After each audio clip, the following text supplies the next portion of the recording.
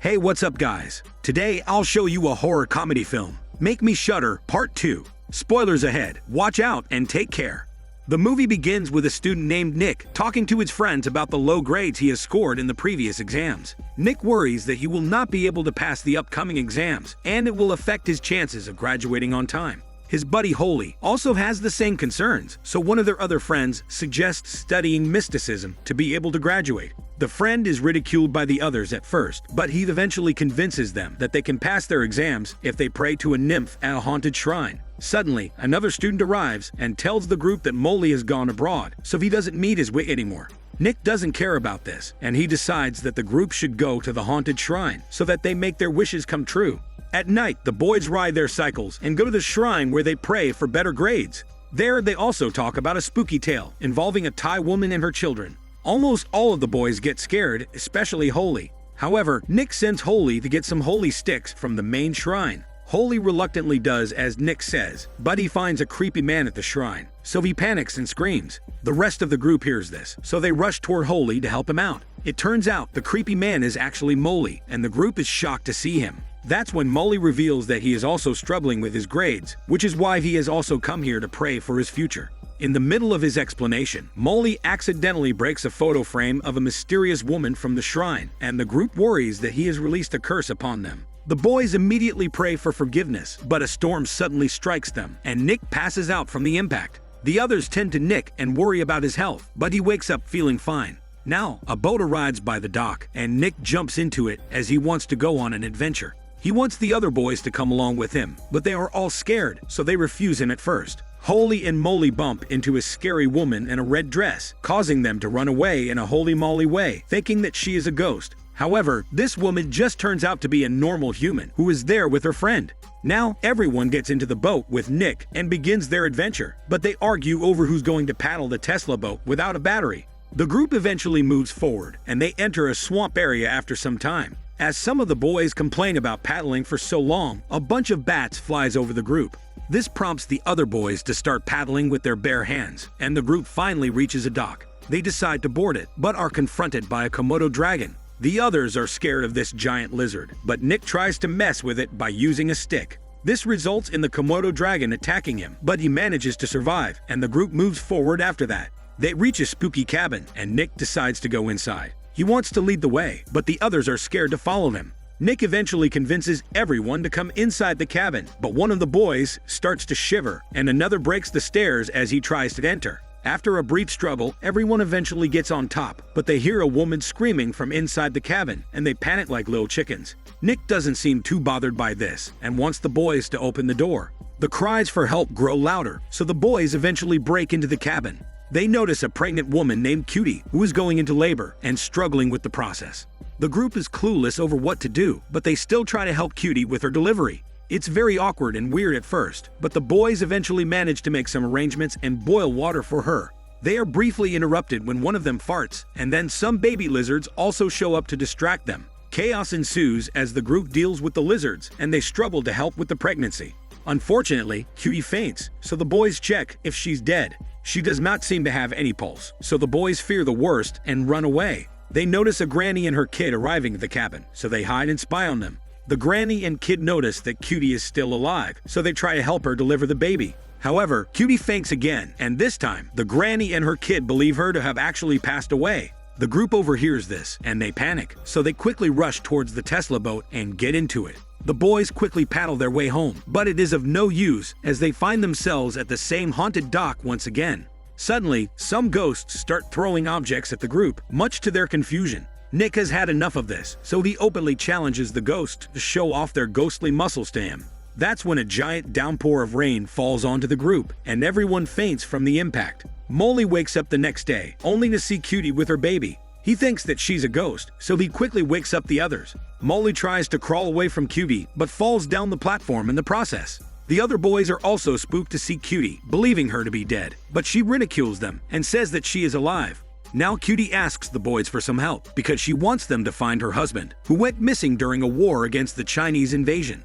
The group learns that Cutie's husband has a big and angry mustache, and they eventually agree to help Cutie. They equip themselves with a map, and Cutie also makes them change into local clothes so that they can blend in with the other villagers. The group goes looking for Cutie's husband, but they have no luck finding him. Suddenly, they are attacked by a giant cannon bomb and are blown away by the impact. The group falls into a pit and notices that there is a whole war going on outside. The fighting gets intense, but the group decides to continue looking for the husband, hoping to identify him with his angry mustache. The soldiers begin to attack the group, so they have to split up and fight back. After all the chaos is over, the boys are shown to be the only survivors. They check out the pile of dead bodies and start to identify those with an angry mustache. Holy inspects 2 soldiers, but they suddenly come back to life and attack him, thinking that he is a Chinese soldier. Meanwhile, the others pile up the mustache bodies and load them onto a carriage. Holy is able to avoid the soldiers, and he quickly joins his friends as they make their escape.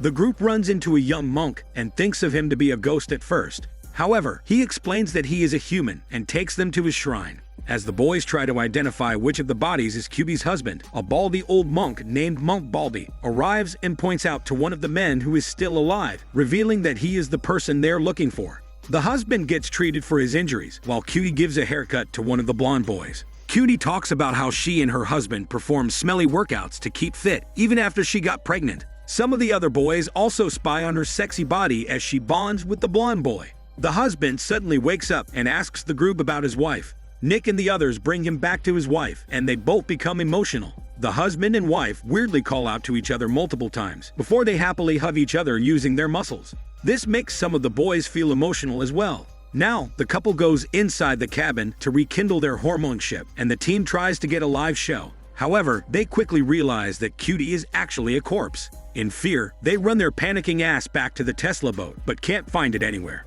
The group tries to look for a means of escape as they walk through the village, and they run into the granny and her kid. The granny tells the group that Cutie is actually a ghost who haunts the village. Panicked and confused, the team starts hurrying with their search and finally finds a boat. However, the blonde boy is upset that the boys don't like Cutie, so they get into a brief argument while they get into the boat. Suddenly, Cutie shows up and the boys paddle away while screaming like little girls. Meanwhile, the granny and her kid find the husband and tell him that his wife is dead, but he calls this story bullshit. The granny spots Cutie and rushes into the cabin to see her, but she dies from a heart attack after confirming what she saw. The kid cries upon seeing her dead granny and runs away but falls into some poop. She then meets the group, but they think that she's a ghost. Molly wants proof, so he tries to feel her magnetic hormones, but tastes the poop instead. Nick quickly knocks her out, and the group runs away. However, they meet the ghostly Cutie, who threatens them to go back to the cabin if they don't want to create a mess. The boys follow her obediently and wake up together the next day. They find a cradle next to them and panic upon seeing the monstrous fat baby with elastic arms. However, they don't mention this to the husband because they are scared of Cutie. The husband goes out to hunt for some food and everyone wants to join him, but Cutie makes half the team stay behind. As the group hunts for some fish, an angry man arrives and accuses Cutie of killing the granny. The husband wants to fight the angry man, but the boys accidentally drop his knife, so he gets beaten up repeatedly. Now, the boys try to tell the truth to the husband, but he starts fighting them as well. The blonde boy is left with no other choice but to knock him down, and then the group explains to the husband that they will help him find the truth. The husband is given a weird hairstyle as the group goes to meet Cutie. She likes the look, and then the husband says he's going to grill the fish. Cutie prepares some chili paste, so the boys try to make her reach out to a fallen lime, hoping that she will use her elastic hands and expose her identity as a ghost. However, the husband is knocked out when she does this. With no evidence, the husband thinks back to what Monk Baldy told him and remembers Buddha as he looks at his wife from between his legs, which is a way to identify a ghost. This is when the husband finally knows his ghostly wife. With her identity exposed, Cutie knocks out her husband and confronts the boys for revealing the truth. The three of them distract her with a song and dance, while the others take the husband away to the temple. Nick and Molly abandon Holy once Cutie realizes what has happened, and Holy gets stuck to a seat, scaring the holy shit out of him. Luckily, he escapes Cutie and meets the others at the temple. The group finds all the monks and wakes up the husband. He calls out to Monk Baldy and mentions his wife is dead, scaring all other monks' dandruff off their bald and slippery heads. Monk Baldy offers to help the husband, but Cutie arrives and scares the boys, so they run away. Cutie locates the three of them and uses her long hands to attack them. However, Nick ties them to a pillar and helps the others go back to the temple. Despite this, Cutie also reaches the group and gets into an argument with Monk Baldy. There is a lot of confusion because Monk Baldy is slightly deaf, so Cutie vanishes for now. Suddenly, the group learns that the angry man from earlier wants to exorcise Cutie and her fat baby, so he has hired a ghost hunter. After getting kicked a couple of times, the angry man eventually kidnaps the annoying fat baby. The people of his village gather around the ghost hunter as he tries to kill a baby along with Cutie's corpse. The husband and the group reach in the nick of time and try to stop the process.